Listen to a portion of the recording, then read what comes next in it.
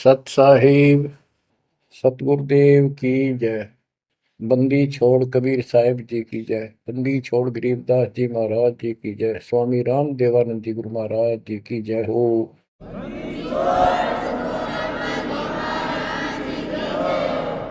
सर्व संतों की जय, सर्व भक्तों की जय, धर्मी पुरुषों की जय। श्री काशी धाम की जय, श्री सुडानी धाम की जय, श्री क्रोथा धाम की जय, श्री बरवाड़ा धाम की जय। सत साहिब। कबीर दंडवतम गोविंद गुरु बंधु अर्जन सोए। पहले बहे प्रणाम तिन नमो जो आग ओए। सतगुरु पूर्ण ब्रह्म है, सतगुरु आप अलेख। सतगुरु रमता राम है, या ममीन नामेखो। बच्चों, परमपिता परमात्मा कबीर जी की असीम रजा से आज आपके ऊपर उस मूल ज्ञान की वर्षा हो रही है जिसकी प्यास आत्मा को युगों युगों से थी। बच्चों, इस गंदे लोक को समझो अच्छी तरह। जब तक आपके दिल में यह बात नहीं बैठेगी, वो वहम नहीं होगा आपका कि कित फंस गया क्या। यू घर अपना नहीं, यू परिवार अपना नहीं, यू लोक संसारिक किस ब्रह्मांड अपना नहीं, तो हम किस आस पर जी रहे। केवल अपना सतपुरुष है, उसका नाम कबीर है, सारी सृष्टि का रचनहार है, वो सुख का सागर है, हमारा अपना है, हमारा पिता है, हमारी माँ है, हमारा सच्चा साथी सखा है, हमारा वही बंधु भाई है। बच्चों, आप इस बात को आज मान लो, ना फिर घने दुखी हो जाओगे, फिर माननी पड़ेगी कि यह भक्ति करनी पड़ेगी और बकवास त्यागनी पड़ेगी। आज शरीर स्वस्थ है, दो रोटी का रोजगार चंगा है, परमात्मा कति याद नहीं आवते, सो जतन कर ले इसको। कितना समझा रहे, माचा माचा करे, कल ये कर दूंगा, परसों ये कर दूंगा। और उसको जब हो जाती है कैंसर, उसकी शकल देखे उस अफलातून की, गिनती के दिन शेष दिखाई देते उसको। इसलिए परमात्मा कबीर जी हमें याद दिलाते हैं, कबीर दुख में सुमन सब करे, सुख में करे न कोई। जय सुख में सुमन करे, तो दुख काहे को होए। कबीर सुख में सुमरण किया नहीं, दुख में करते याद। कह कबीरता दास की, कौन सुन फरियाद। आज जो सुखी हैं, थोड़ा मोटा कोई पद पोस्ट मिली हुई है छोटी मोटी, घर में दो पैसे का जुगाड़ ठीक है, कार कोठी है, उनके तो नखरे न्यारे हैं। उनकी बातों में सुनकर हैरान रह जाते थे हम तो। जब हमको ज्ञान नहीं था, हम भी ऐसे निकम्मे थे। इस अध्यात्म ज्ञान ने तोड़ दिया इस मन की बकवाद, इस अहंकार को फोड़ दिया कति। और ये सतगुरु बिना बात बने नहीं। सतगुरु ऐसा ज्ञान सुनाता है कि आत्मा एकदम सतर्क हो जाती है और परमात्मा की तड़प बनती है। एक नित्यानंद नाम के ब्राह्मण थे, नंदलाल नाम था उनका। वैसे नारनौल के नवाब के यहाँ वो तहसीलदार की पोस्ट पर थे, आज से 300 वर्ष पहले। उसके माता पिता की डेथ हो गई थी। नाना नानी ने उनको पाला, जवान किया, वहां नौकरी लगवा दी। उनके नाना जी उस दरबार में पहले से ही नौकरी करते थे। एक तो जाति ब्राह्मण, ऊपर से पोस्ट तहसीलदार। उस समय तहसीलदार, उस समय तो पटवारी भारी होता था। उनको फिर ज्ञान समझ में आया। एक विष्णु जी के उपासक, वैष्णव परंपरा के संत गुमानी दास नारनौल शहर में किसी भगत के अपने सेवक के यहाँ सत्संग करने आए। उनके साथ में ही नंदलाल तहसीलदार का मकान था। रात के समय सुहाना मौसम था, चांदनी रात थी, ना गर्मी थी ना सर्दी थी। छत पर बैठ गया, घूम रहा था, इतने में आवाज आई सत्संग की। और जो संत बोल रहा था एक एक बात, रात के समय साइलेंट होता है सब कुछ, सारी सुनने लगी उसको।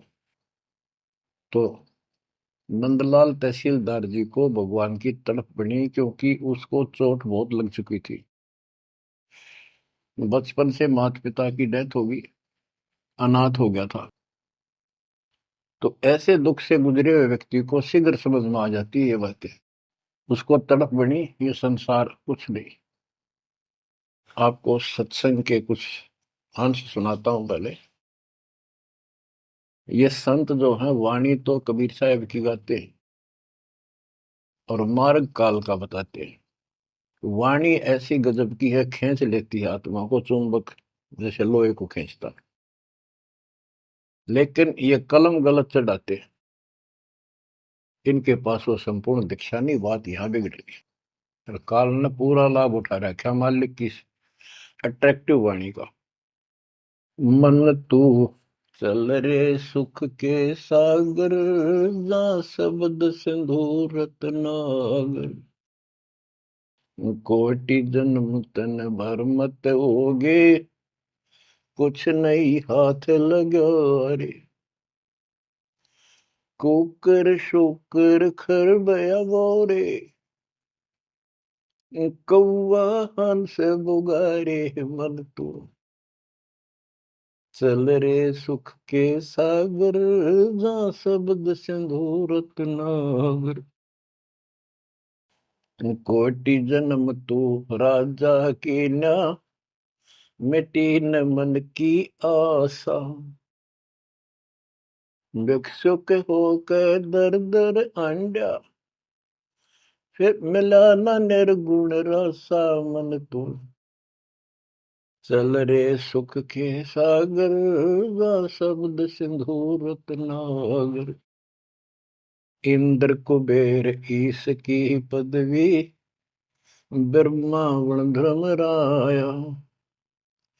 विष्णुनाथ के पुर को जाके, फिर भी उल्टा आया। मन तू चल रे सुख के सागर, जा शब्द सिंधु रत्नागर। असंख्य जन्म तन मरत्या होगे, जीवित क्यों न मरे रे। असंख्य जन्म तो है मरता होगे, जीवित क्यों न मरे रे। द्वादश धर्म दे मैल मठ बोरे, बहुर न दे धर रे। मन तू चल रे सुख के सागर, जा शब्द सिंधु रत्नागर। दोजक भिष्ट सभी तह देखे, राजपाट के रसिया।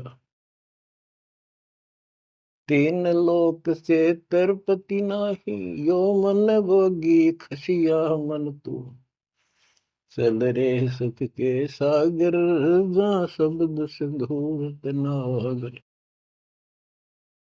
सतगुरु मिले तो इच्छा मिटे, पद मिल पदे समान। सतगुरु मिले तो इच्छा मिटे, पद मिल पदे समान। चल हंसा उस लोक पठाऊं, जो आदि अमर अस्थाना। मन तू चल रे सुख के सागर, जा शब्द सिंधु रत्नागर।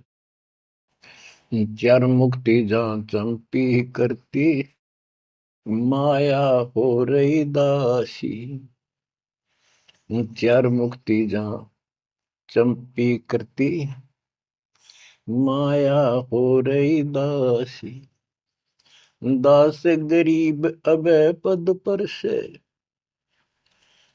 मिल राम अविनाशी मन तू, चल रे सुख के सागर जा, शब्द सिंधु रत्नागर।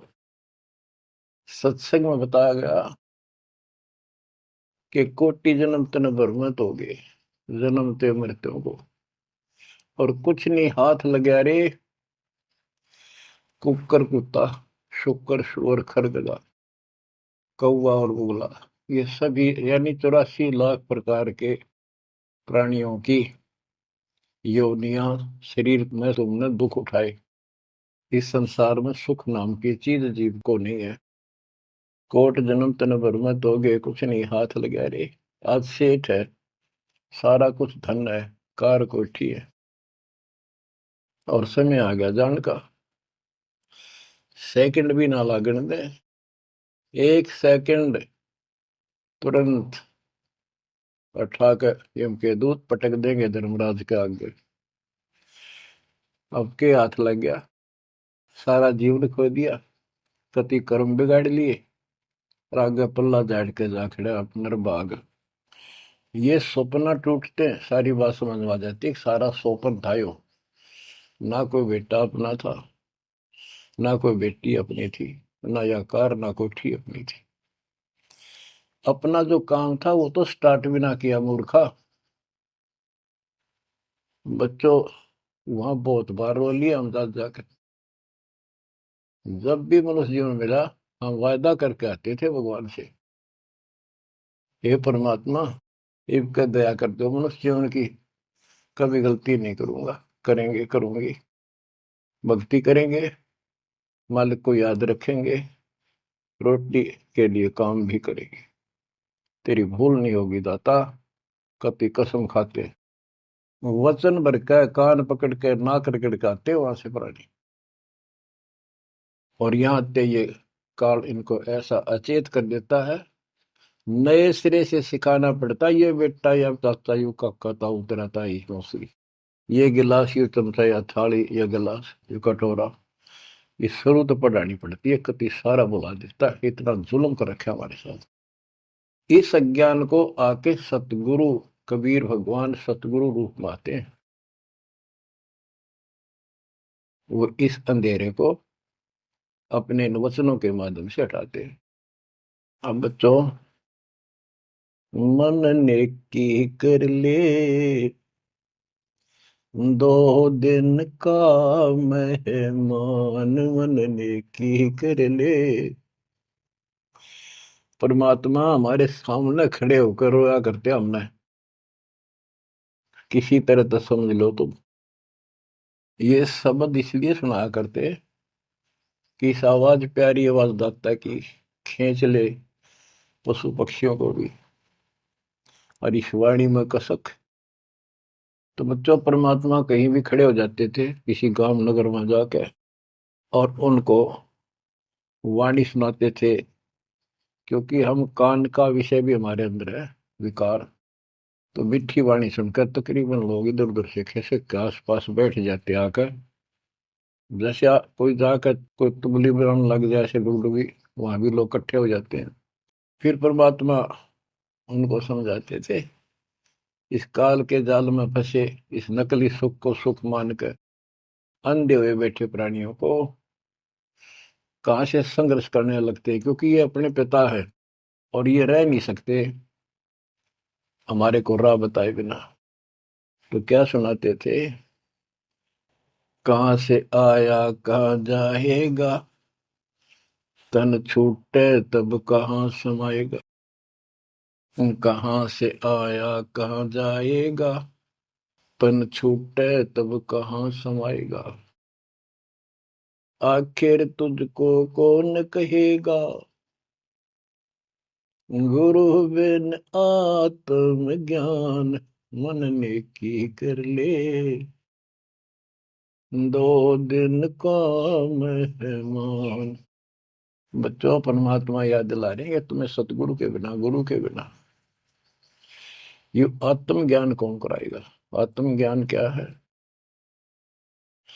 तू कौन है, कहां से तू आया, किस लिए जन्म और मर रहे हो, इसका समाधान क्या है? ये है आत्मज्ञान। आत्मज्ञान तो सारे गुरु बताते हैं, नकली सकली सब। भाई भक्ति नहीं करोगे, पशु पक्षी बन जाओगे, मनुष्य जीवन बड़ी मुश्किल से मिलता है। ये सारा कुछ परमात्मा का बताया ज्ञान बताकर आखिर में काल के खुट्टे बांध देते हैं। ये उपासना करो, दो शास्त्र विरुद्ध है। बात यहां बिगड़ी पड़ी थी।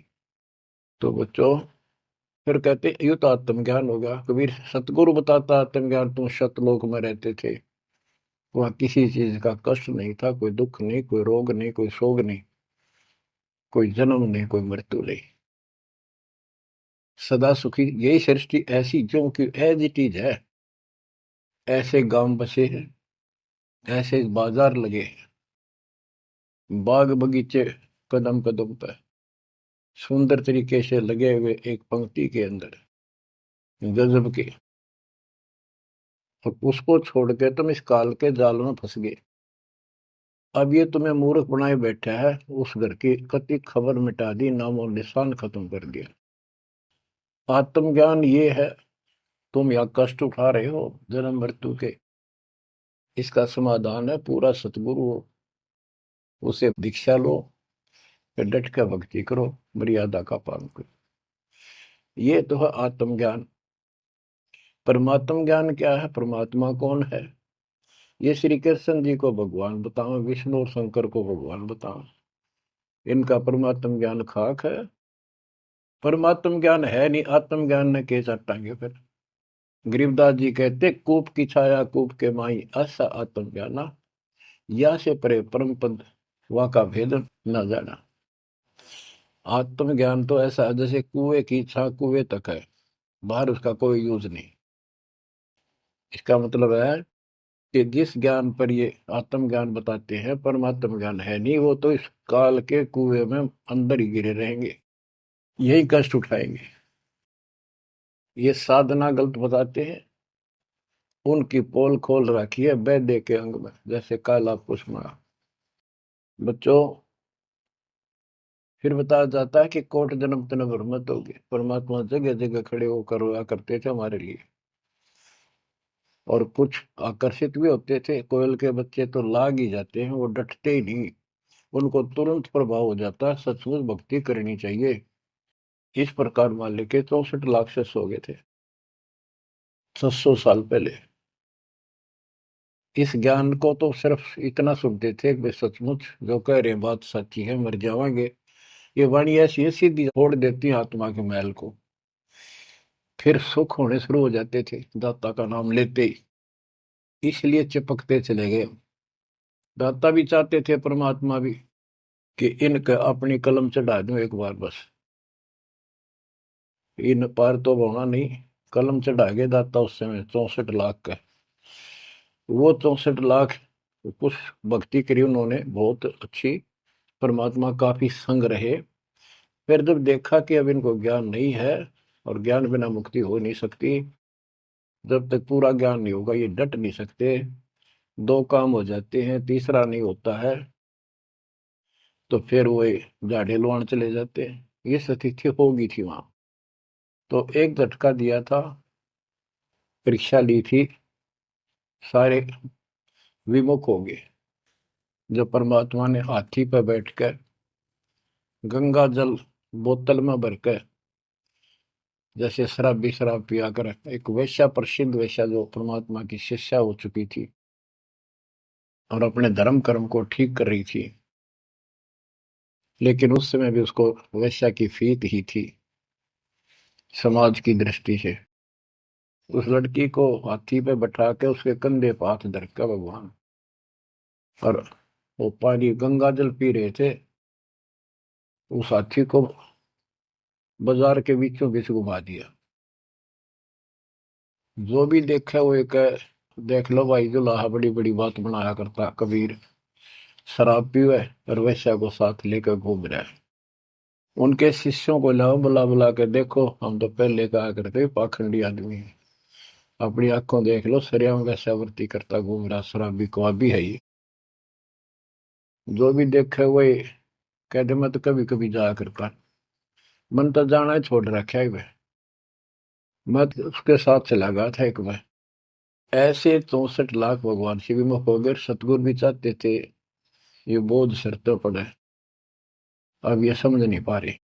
गरीब बड़ुआ बड़ुआ सबक है, कोई न जाने खोजे, दास गरीब कबीर करम, बाटत सिर का बोझ। कि उस लीला को कोई नहीं समझ रहा था, वो तो अपने सर का बोझ, ये पूरी आस्था थी नहीं उन शिष्यों की, इसलिए इनको पटक रहे हैं, ठा के सर पर अपना बोझ हल्का कर रहे हैं। बच्चों, गुरुद्रोही नहीं बने तुम उस समय, सतगुरु विमुख हो गए।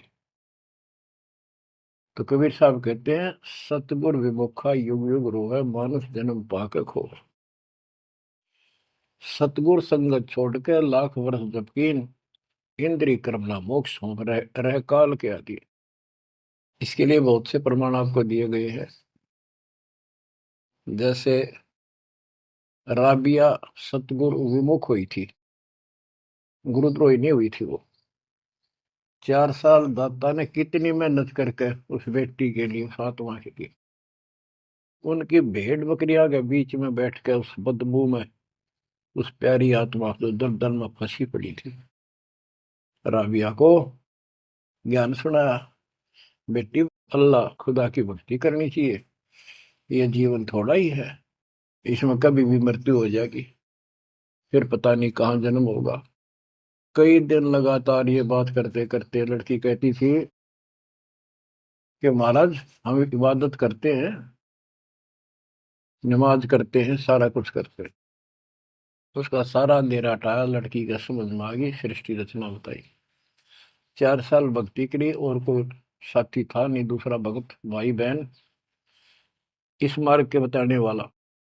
समाज के प्रभाव से परमात्मा वाली सत साधना छोड़ दी, क्योंकि सत्संग ना सुनने से इस तरह मैल आवेगा, ये भूल जरूर पड़ जाती है, क्योंकि गलत बताने वाले तो सारा समाज, सारा वही साधना सब कर रहे थे, तो वही अपनी साधना करने लगे।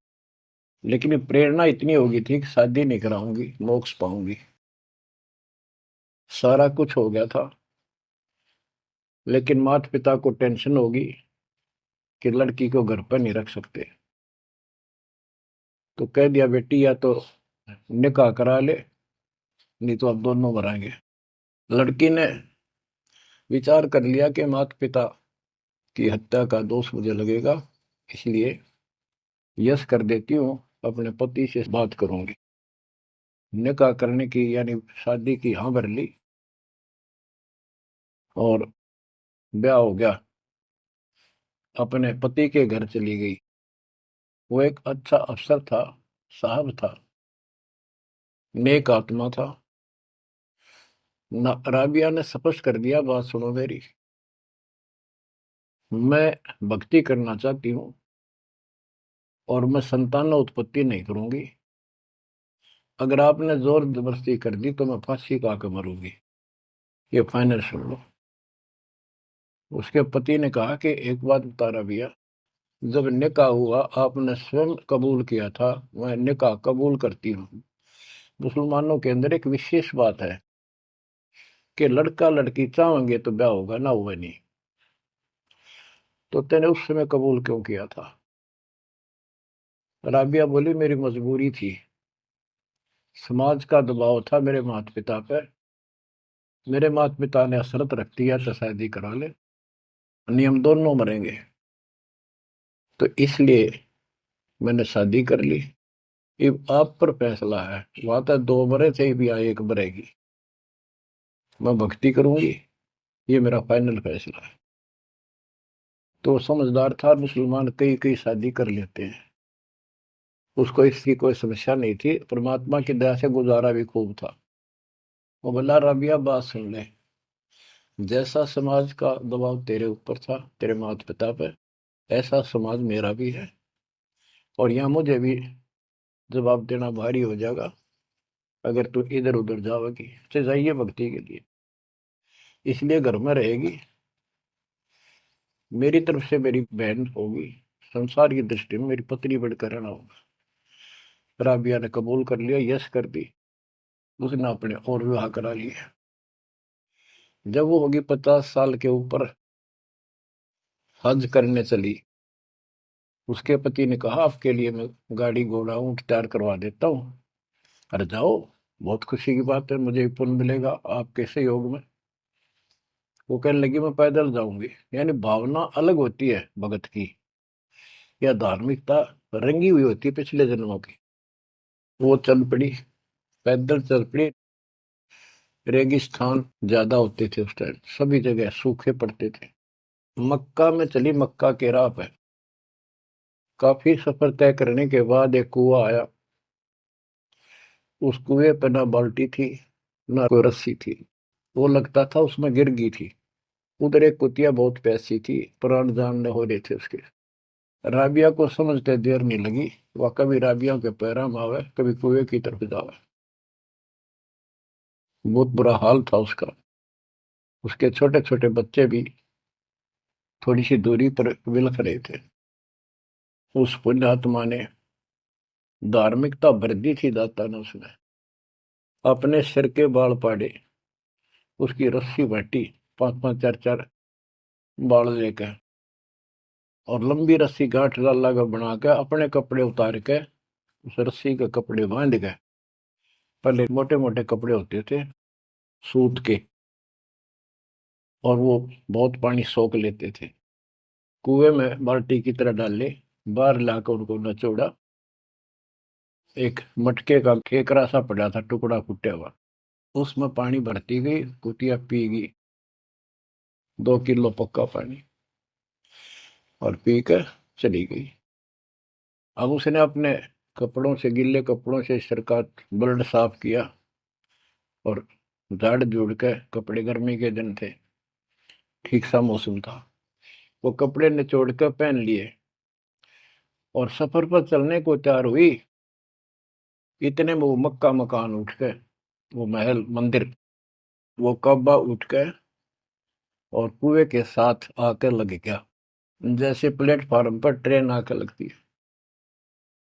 राबिया के लिए आश्चर्य का ठिकाना नहीं कि मक्का ही आ गया, मैं तो मक्का ही जाना था, पटदे चढ़ गई।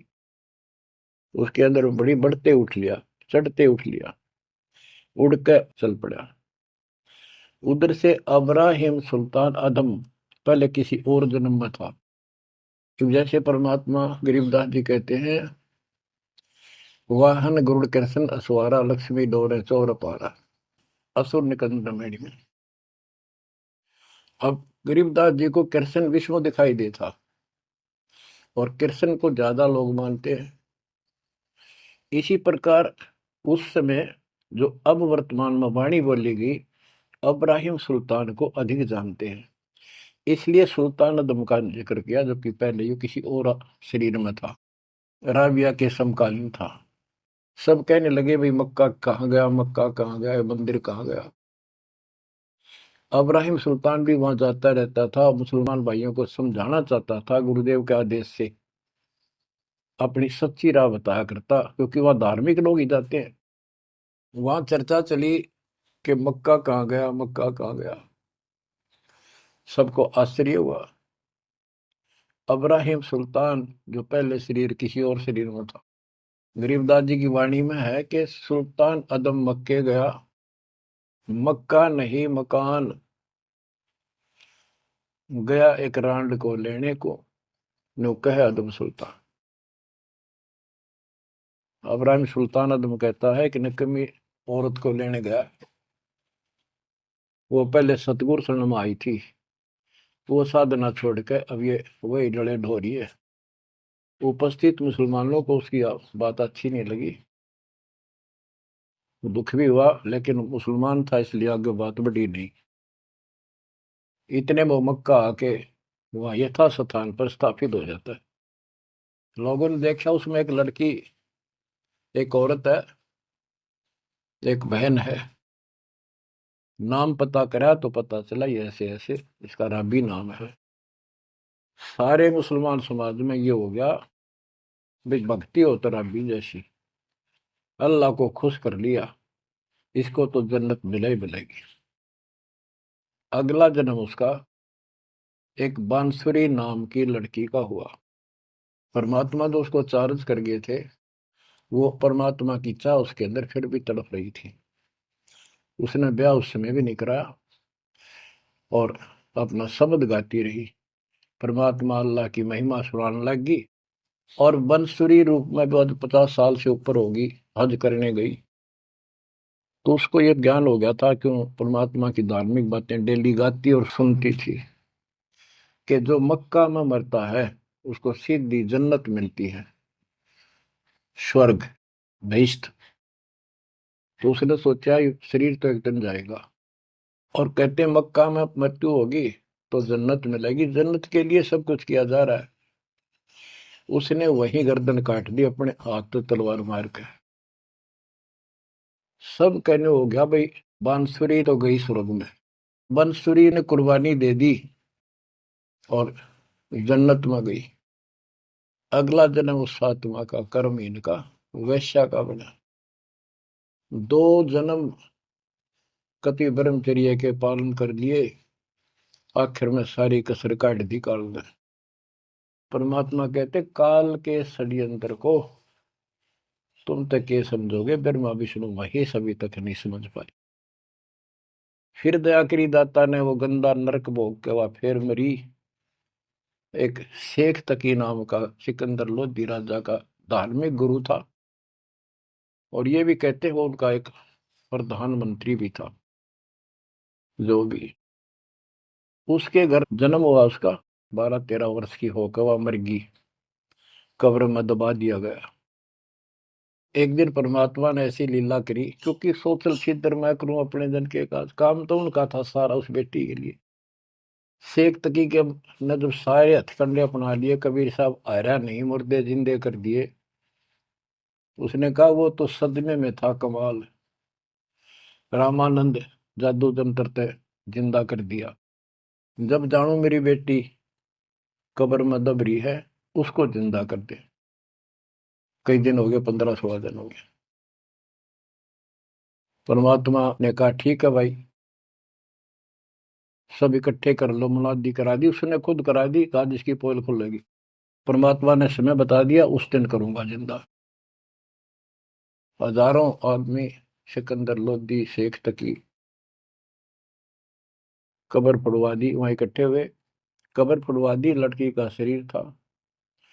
तो परमात्मा ने कहा शेख तकी तू कोशिश कर ले, कदे 5-6 नंबर बनावे। और कहे या सदमे में थी।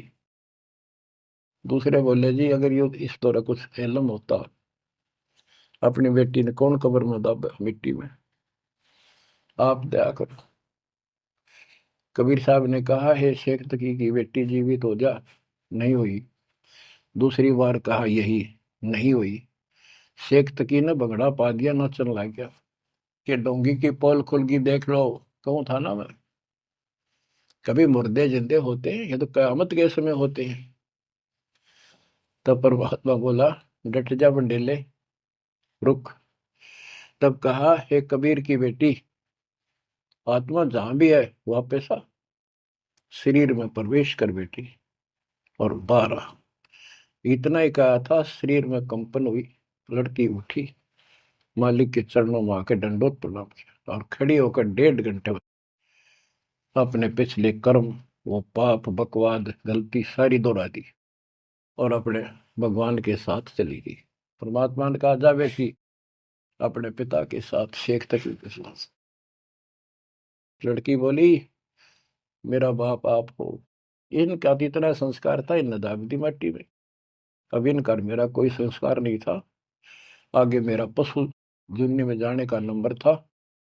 और ये भगवान वहां गए, धर्मराज के दरबार से मुझे बाई फोर्स लाए। तो बच्चों कहते हैं गोरख से ज्ञानी गणे सुखते जति जिहान, सीता सी वो वारिया दूर संत स्थान। ये बड़े बड़े लतीफेदार भाषण करते हैं, सत्संग सुनाते हैं। कहते हैं बीजक की बात आके बीजक नहीं हाथ, पृथ्वी डोबड़ उतर रही है कह मीठी बात। बच्चों प्रसंग चल रहा था सत्संग का, सतगुरु विमुखा योगी गुरु है। तो इसी प्रकार हम सतगुरु विमुखा हुए जब, आज तक रो रहे हैं। हमारे वो कुछ भक्ति करा कर चार्ज कर गए थे, जिस कारण से अपने को मनुष्य जीवन मिलते हुए आ रहे हैं और भक्ति की चाह भी है। यह गलती फिर न दोहराई। अब नित्यानंद का जो प्रसंग था उस पर आता हूँ। और सत्संग चला के कोट जन्म तन भ्रमत हो गए, कुछ नहीं हाथ लगा रे, कुकर शुकर खरब्याब हो रहे, कौ वाहन सुलगा रहे, कोटि जन्म राजा की ना। महावीर जैन जैन धर्म के 24वें तीर्थंकर, राजा बने, महाराजा बने, स्वर्ग में देव बने, फिर कुत्ते गधे शूर बने। खाक है फिर के चाटव देव पद न जब गदाय बन गया आखिर। इंद्र कुबेर इसकी पदवी, श्री ब्रह्मा विष्णु महेश के पद पा चुके हो आप। इंद्र तक की पदवी पाई है और फिर यहीं भटक रहे हैं। दो जग भीष्ट सभी तय देखे, स्वर्ग नरक सभी धक्के खा चुके हो, भटक चुके हो। राजपाट के रसिया, तीन लोक से संतुष्टि नहीं है, ये मनभोगी खसिया। कोई एमएलए बन जाए, सरपंच बने, मन में आता चेयरमैन बनो। चेयरमैन भी बन जाता है, वे एमएलए में बात बने।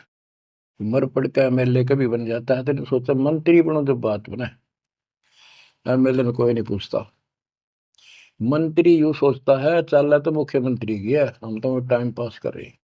मुख्यमंत्री बनने के बाद उसकी तड़प हो जाती है प्रधानमंत्री बनूं तो बात बने। वो बनेगा कि ना बनेगा, इतना मृत्यु हो जाएगी, फिर गधा बनेगा। बच्चों तीन लोग से तरपतना ये मन भोगी खसिया। सतगुर मिले तो इच्छा मिटे, पद मिल पदे समाना, चल हंसा उस लोक पठाऊं जो आदि अमर स्थान। के सतगुर मिलेगा तो इन बकवादों से मन हटाएगा और कहेगा चल हंसा उस लोक पठाऊं जहां कभी मृत्यु नहीं होती। चार मुक्ति जहां चंपी करती, माया हो रही दासी।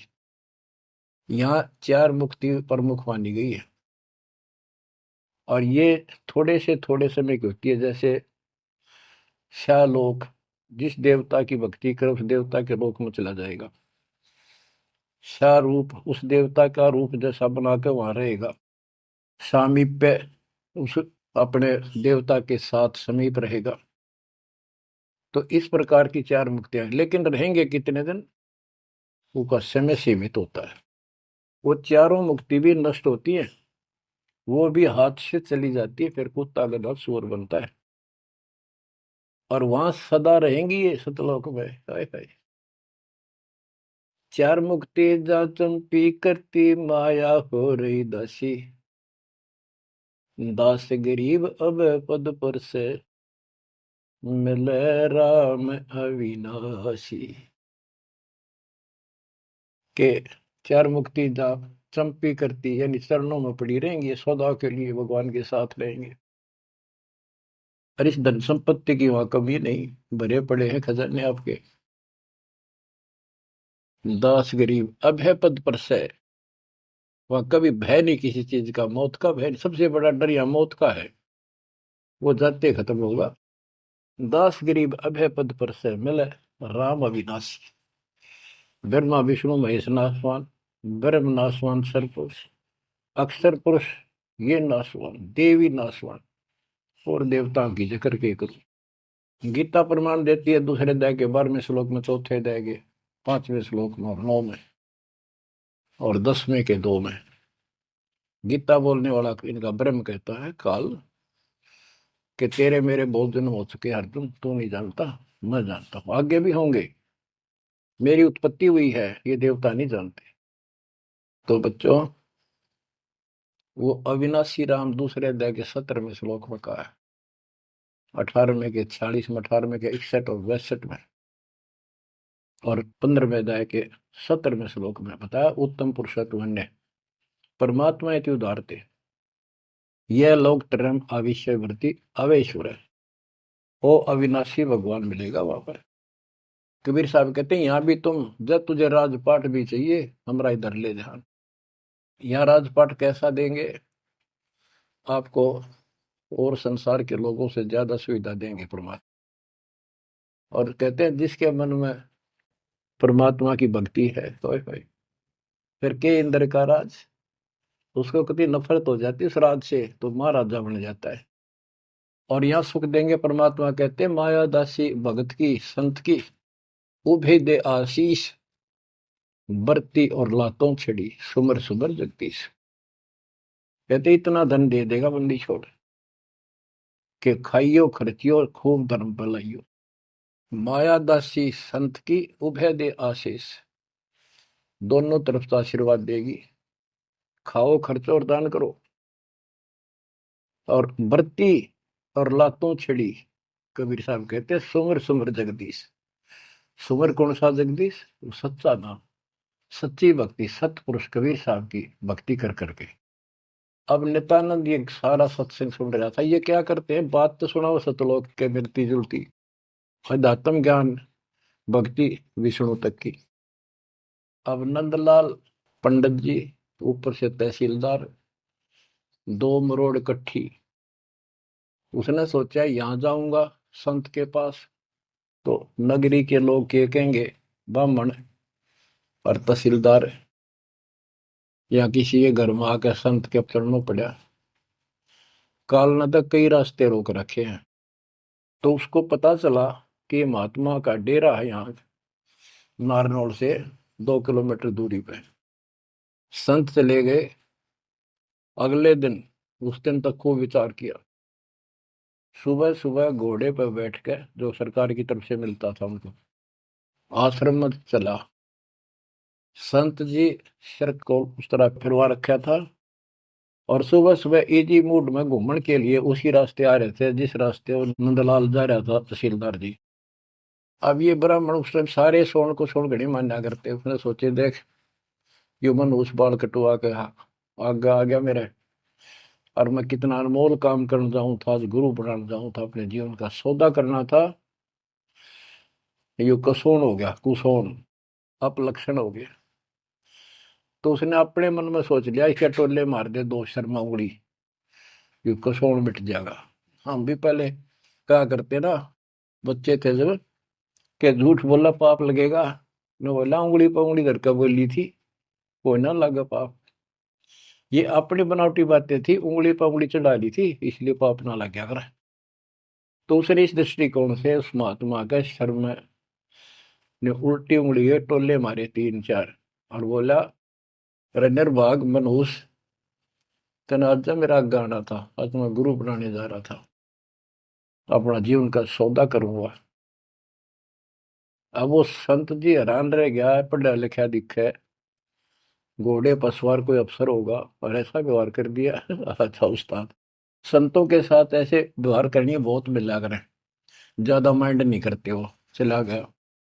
आश्रम में पहुंचा तो घोड़ा पर उतर कर एक वृक्ष के बांध दिया। तो भगत वहां उपस्थित थे, वो आए, भाई बड़ा अफसर आ रहा है कोई। प्रणाम किया। उन्होंने पूछा संत जी कहाँ पर है, मैंने दीक्षा लेनी है। वो बोले जाओ बैठो। आदर से बैठा दिया, जहाँ आसन लग रहा था उसका आगे बोरी ही बिछा रखी थी कि बैठ जाओ, स्नान करके ही पाओगे, घूमन फिरन जा रहे हैं, सैर करके नहा कर ही आ जाए। आधे घंटे में घूम फिर कर नहा कर महात्मा जी आसन पाए। सामने घोड़ा बंधा दिखा और वो आदमी बैठा दिखा और देख लिया ये तो महात्मा जी थे, तेने बहुत बड़ी गलती कर दी पापी आत्मा, ये भी धमका होगा और तेने भगा होगा। नीची गर्दन कर ली। अब नंदलाल तो शर्म के मारे गिड़ गए, नीची गर्दन कर ली। महात्मा जी भी समझ गए गुमानी दास के आदमी शर्मा गया।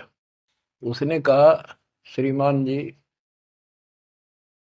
आप गुरु बनाने आए हो, इसमें कोई परेशान होने की बात नहीं है। जैसे हम कुम्हार के घर जाते हैं, कोई मटका मोल लेते हैं या कोई बेचने अपने घर पे आता है तो हम उसको टोले मार मार के देखा करें ताकि वो कितना तो फूट तो नहीं रहा, सब बताए कि नहीं। तो आपने अपना गुरु परख लिया, टोले मार गए। बेटा कोई बात नहीं, आप उद्देश्य बताओ आने का।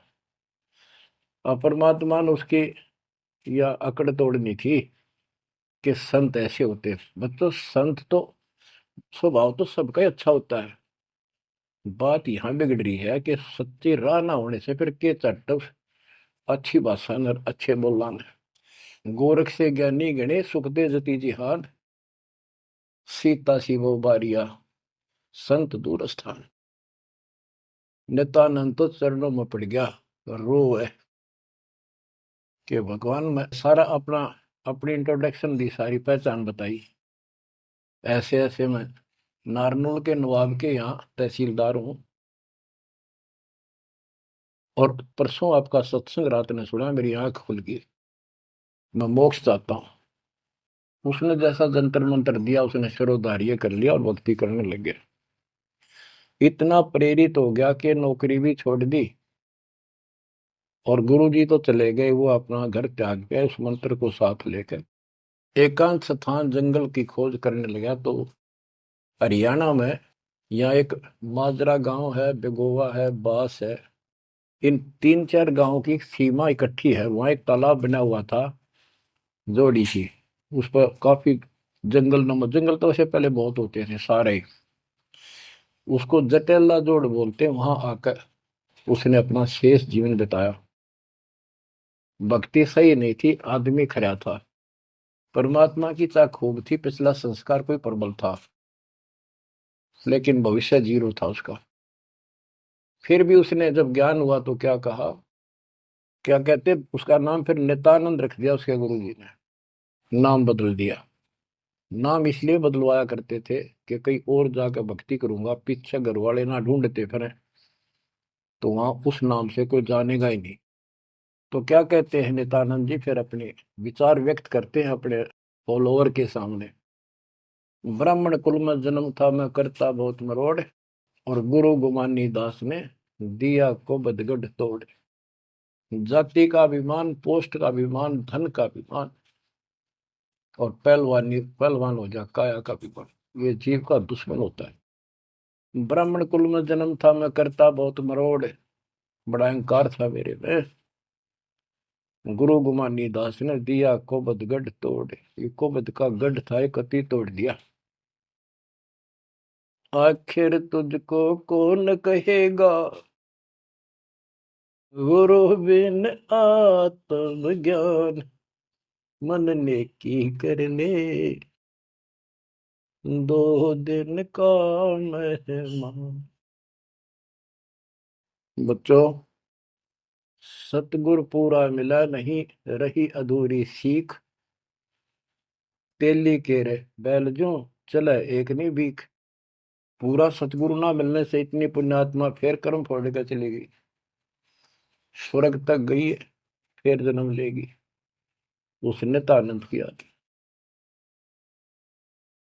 दोस्तों, ये सारा कुछ निष्कर्ष देकर दास आपको, हीरे मोती लालों को आपकी पहचान बताना चाहता हूं कि तुम क्या प्राप्त कर चुके हो, आपकी कितनी अच्छी किस्मत, कितना गुड लगा है।